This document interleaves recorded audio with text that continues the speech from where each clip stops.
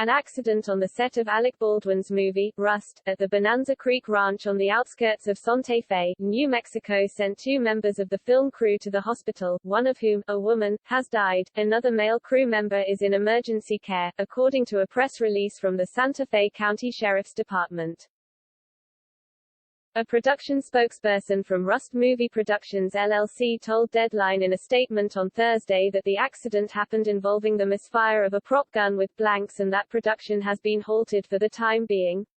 The safety of our cast and crew remains our top priority, the memorandum reads, according to the outlet.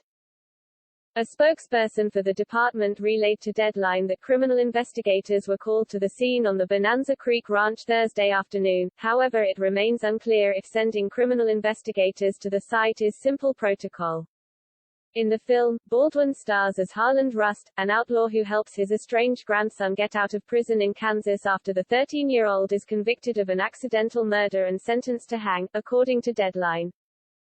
A representative for Baldwin did not immediately respond to Fox News' request for comment.